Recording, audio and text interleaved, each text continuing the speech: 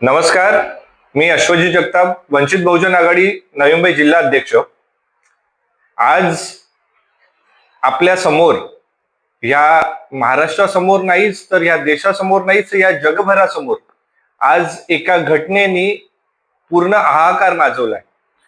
त्या घटनेनी माणुसकीला काळीमा फासणारी ही घटना आज जगभरामध्ये याचा उद्रेक होतोय, पण या भारत देशामध्ये किंवा महाराष्ट्रामध्ये याचा कुठे उल्लेख केला जात नाही. ती घटना म्हणजेच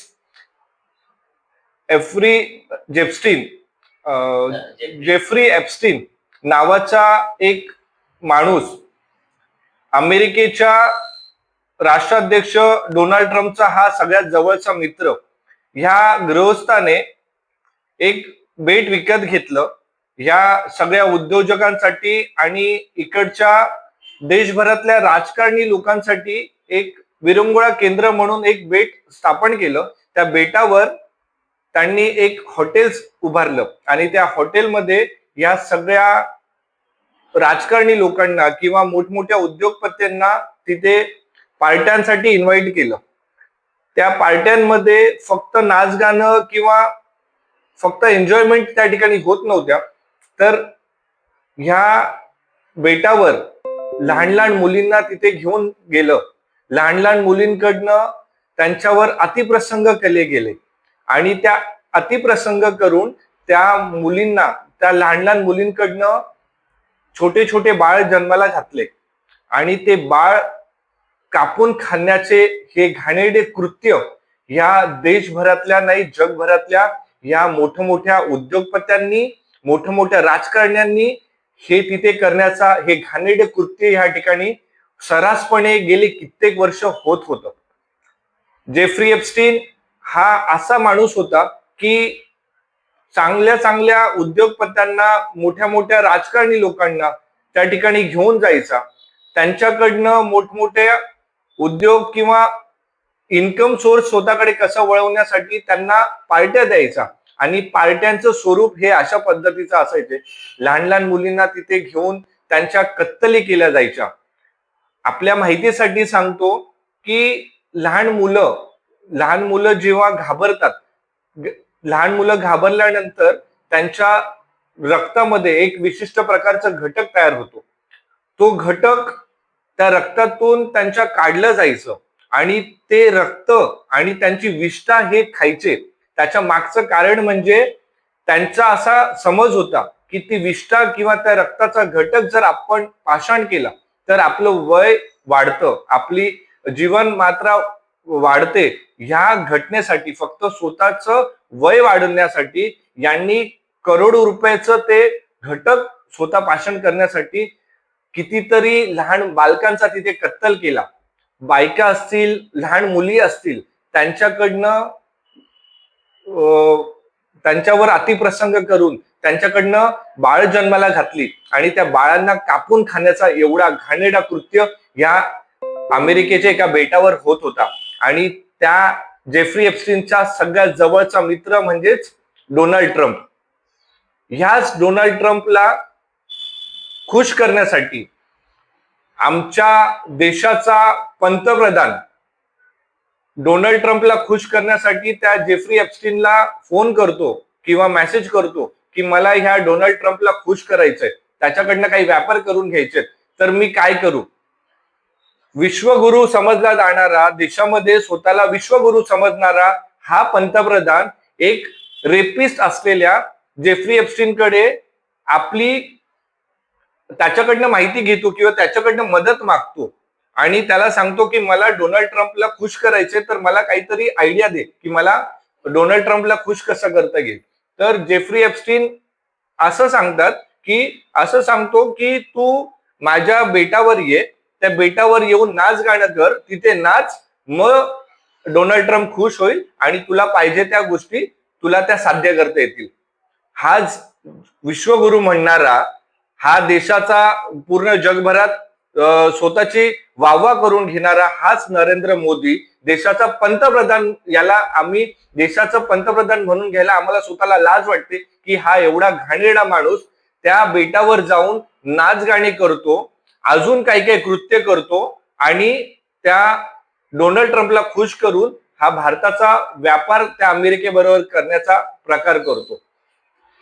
मध्यंतरी आपल्या सर्वांना माहिती असेल की डोनाल्ड ट्रम्पने एक वाक्य काढलं की नरेंद्र मोदी हा खूप चांगला माणूस आहे, पण याच्या नाड्या माझ्या हातात आहे, याचं राजकारण मी पलटी करू शकतो, अशा प्रकारचं भाष्य डोनाल्ड ट्रम्पनी मागच्या काही दिवसांपूर्वी केलं गेलं. डोनाल्ड ट्रम्प आणि अमेरिके सरकारकडे या संबंधित सगळे पुरावे आज देखील या अमेरिके सरकारकडे आहेत. हे पुरावे मोदीच्या विरोधातले किंवा भारतातले काही बलाढ्य लोक ह्या एप्स्टीन फाईलमध्ये अडकले असल्यामुळे आणि यांचे सगळे पुरावे अमेरिकेकडे आणि डोनाल्ड ट्रम्पकडे आहेत आणि ते उघड होऊ नये म्हणून या महाशयाने म्हणजेच या नरेंद्र मोदीने अक्षरशः देश विकायला काढलाय. रशियाकडनं आपण जे काय तेल विकत घेत होतो, जो काय व्यापार आपण रशिया बरोबर करत होतो, तो व्यापार पूर्णपणे संपवायचं काम डोनाल्ड ट्रम्पनी केलं. डोनाल्ड ट्रम्पनी ह्या नरेंद्र मोदीला अशा भाषेत सुनावलंय की तू रशिया बरोबर कुठचाही व्यवहार करायचा नाही, तू जो व्यवहार करायचा तो फक्त आणि फक्त अमेरिकेबरोबर करायचा. आणि अमेरिकेकडनं आपण व्यवहार करताना आपल्याला त्या ठिकाणी 18% एक्स्ट्रा टॅक्स देऊन आपल्याला ती खरेदी विक्री करावी लागते. आणि अमेरिका जेव्हा भारताकडनं काही वस्तू विकत घेईल तेव्हा कुठच्याही प्रकारचा कर भारत सरकारने त्यांच्यावर लादायचा नाही, अशा प्रकारची ही व्यापाराची ही योजना आखून यांनी अक्षरशः देश विकायला काढलाय. अमेरिकेच्या अक्षरशः दावणीला देश बांधलाय फक्त आणि फक्त स्वतःच्या कृत्यावर पडदा टाकण्यासाठी. ह्या घाणेरड्या माणसांनी हा जो देश विकायला काढलाय, ह्याच घटनेचा निषेध म्हणून या नरेंद्र मोदीने स्वतःला मुद्रा मोदी समजणारा हा नरेंद्र मोदी आज हा मुजरा मोदी होऊन बसलाय. आणि ह्याच मोदीचा तसंच या सगळ्या त्याच्या काळ्या घटनांना पडदा टाकण्यासाठी आणि जो काय व्यापार या अमेरिकेबरोबर चालवलाय, याचा सगळ्यांचा उलगडा करण्यासाठी, याला जाब विचारण्यासाठी आणि याच्या खुर्चीतनं खाली उतरवण्यासाठी आज आमचे श्रद्धेय बाळासाहेब आंबेडकर या मुंबईच्या छत्रपती शिवाजी महाराज टर्मिनलच्या बाहेर आम्ही येत्या 2 तारखेला एक मोठं आंदोलन या ठिकाणी पुकारतोय. आणि ह्या आंदोलनाचं नेतृत्व श्रद्धेय बाळासाहेब आंबेडकर या ठिकाणी करतायत. मी आपल्या माध्यमातून, आपल्या पत्रकारांच्या माध्यमातून ह्या नवी मुंबईलाच नाही, ह्या महाराष्ट्राला मी आव्हान करतो की जर तुम्हाला खरंच ह्या देशाला कुठेतरी चांगल्या ठिकाणी न्यायचं असेल, ह्या देशाचं खरंच तुम्हाला काहीतरी देणं लागतं आणि देशासाठी काहीतरी करण्याची तुम्हाला जर खरंच इच्छा असेल, सत्तेसाठी ज्याप्रमाणे तुम्ही एकत्र येता, सत्तेसाठी खुर्चीसाठी ज्याप्रमाणे तुम्ही एकत्र येता, या घटनेचा निषेध करण्यासाठी आणि ह्या घटनेतून देश वाचवण्यासाठी सर्व समविचारी पक्षांना, समविचारी संघटनांना आम्ही आव्हान करतो की येत्या 2 तारखेला जे आंदोलन बाळासाहेबांच्या नेतृत्वाखाली या मुंबईमध्ये होतंय, या आंदोलनामध्ये आपण मोठ्या संख्येने सहभागी व्हावं आणि हा जो देश विकायला काढलेला ह्या नरेंद्र मोदीने, याच्यातून देशाची सुटका करावी आणि खरंच आपण हा जो देश सार्वभौमत्व आपण म्हणतो तो खऱ्या अर्थाने करण्यासाठी आपण मोठ्या संख्येने या ठिकाणी उपस्थित राहावं अशी सगळ्यांना कळकळीची विनंती करतो आणि इथेच थांबतो. आपल्या माहितीसाठी सांगतो की येत्या काही दिवसांपूर्वी जर तुम्ही संसदेमध्ये पाहिलं तर विरोधी पक्षनेते, या देशाचे विरोधी पक्षनेते राहुल गांधी यांनी याच्यावर भाष्य करण्यासाठी त्यांनी जेव्हा संसदेत आवाज उचलला तर त्यांचा आवाज दाबला गेला. त्याचबरोबर हा जो व्यापार अमेरिकेबरोबर केला जातोय त्याच्यावर जेव्हा प्रश्न राहुल गांधींनी केला तेव्हा देखील त्यांना बोलायला संसदेमध्ये दिलं गेलं नाही.